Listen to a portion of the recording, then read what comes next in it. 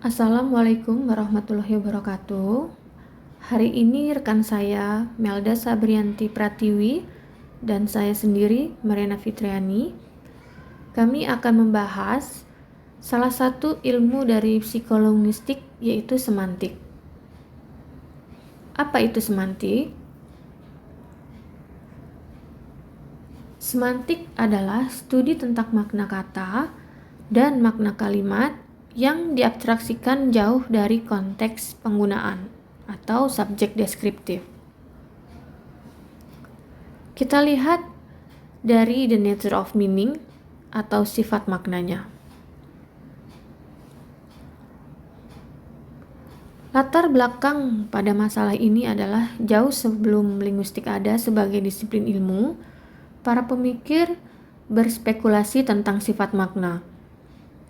Sehingga selama ribuan tahun pertanyaan ini telah dianggap sebagai pusat filsafat dan baru-baru ini itu menjadi penting dalam disiplin ilmu ya termasuk psikologi dan sosiologi selain linguistik. Sehingga kontribusi terhadap semantik datang dari beragam kelompok cendekiawan mulai dari Plato dan Aristoteles di Yunani kuno hingga Bertrand Russell pada abad ke-20. Kita lihat kembali pada semantic meaning one word ya atau makna semantik di sekitar kata. Kata dan frasa dapat masuk ke dalam berbagai hubungan semantik dengan kata dan frasa lainnya dalam bahasa. Karena hubungan ini membantu mengidentifikasi aspek-aspek mana yang relevan dengan analisis linguistik. Di sini terbagi menjadi 3, yaitu sinonim, antonim, polisemi, dan homofoni. Kita lihat dari nomor 1 yaitu sinonim. Sinonim adalah kata atau ungkapan yang memiliki arti yang sama dalam beberapa atau semua konteks. Kita lihat dari sini contohnya ada automobile dengan car, purchase dengan buy, big dengan large. Lanjut yang kedua ada antonim. Antonim adalah kata atau frasa yang berlawanan. Ya.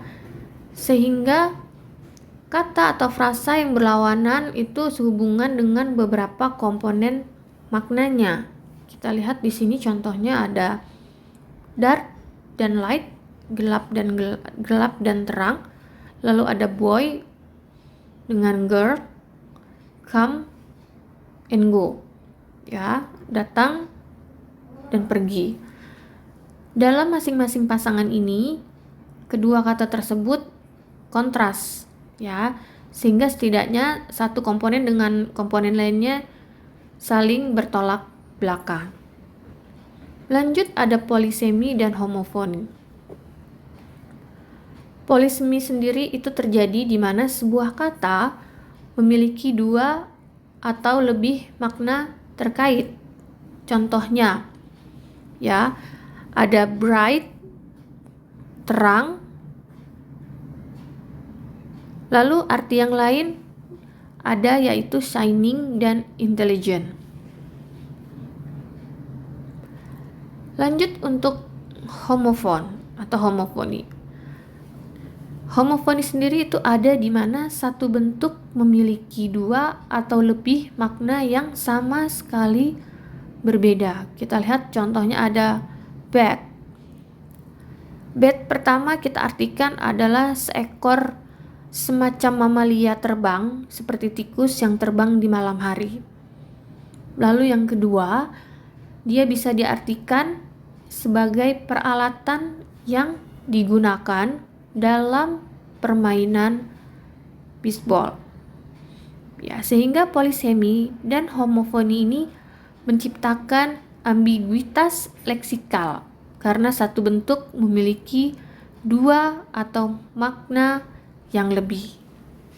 Ya, selanjutnya akan dilanjutkan oleh rekan saya yaitu Melda. Baik, selanjutnya di The Scientific Study of Meaning atau ilmu arti kata dalam semantik ada 3 jenis arti kata. Yang pertama ada connotation atau konotasi, denotation atau denotasi, serta extension and intention. Connotation is an idea that is suggested by or associated with a word. And in literature, connotation paves way from creativity by using figures of speech like metaphor, simile, symbolism, and personification. Nah, singkatnya adalah konotasi ini merupakan penjabaran sebuah kata yang dimana dalam sastra biasa dikaitkan dengan penggunaan metafora, perumpamaan, simbolisme, atau personifikasi. Dan selanjutnya, denotation atau denotasi merupakan arti kata yang mengacu pada hal kata yang paling mendasar atau spesifik, di mana denotasi ini memiliki kata jelas yang terkait dengan maknanya dalam beberapa hal, sehingga mereka tidak bisa menjadi satu. And extension and intention. The impossibility of equating an element's meaning with its reference has led to a distinction between extension and intention. Whereas an expression extension corresponds to the set of entities that it picks out in the word or its reference. Its intention corresponds to its inherent sense to concept that it evokes. Jadi extension ini merupakan penambahan, sedangkan intention merupakan penekanan. Dinamakan adanya ketidakmungkinan menyamakan makna elemen dengan referensi yang mengakibatkan perbedaan antara ekstensi dan intensi tersebut. Kemudian, ekstensi ini merupakan himpunan entitas yang ada dalam literasi, sedangkan intention tadi mengacu pada penekanan. Jadi akan memiliki arti yang berbeda jika suatu kata ditekankan. Baik, based on Geoffrey Lynch in his book Semantic: A Study of Meaning in 1985, breaks down meaning into 7 types. Jadi, menurut Geoffrey dalam bukunya di Semantic: A Study of Meaning pada tahun 1985, ia membagi 7 jenis makna. Yang pertama ada conceptual meaning. Conceptual meaning ini adalah makna konseptual. Contohnya logis, kognitif, dan denotatif. Nah, ini juga dikenal sebagai makna utama di mana maknanya muncul dalam kamus untuk menunjukkan arti sebenarnya. Jadi, seperti denotatif atau denotation. Kemudian yang kedua ada connotative meaning. Connotative meaning ini biasa arti kata yang didasarkan apa yang dimaksud dengan bahasa. Kemudian biasa digunakan untuk mengekspresikan dan menunjukkan objek yang dikomunikasikan secara konseptual. Yang ketiga ada social meaning atau makna sosial, diartikan sebagai keadaan sosial yang dimana adanya nilai yang dibangun dari masyarakat atau adat istiadat di komunitas tertentu. Yang keempat, ada affective meaning. Affective meaning ini berkaitan tentang perasaan, sikap penutur melalui bahasa, yang dimana dimunculkan melalui situasi secara konseptual yang dihadapi oleh si pembicara. Yang kelima, ada reflective meaning. Nah, reflective meaning ini maksudnya adalah makna yang direfleksikan.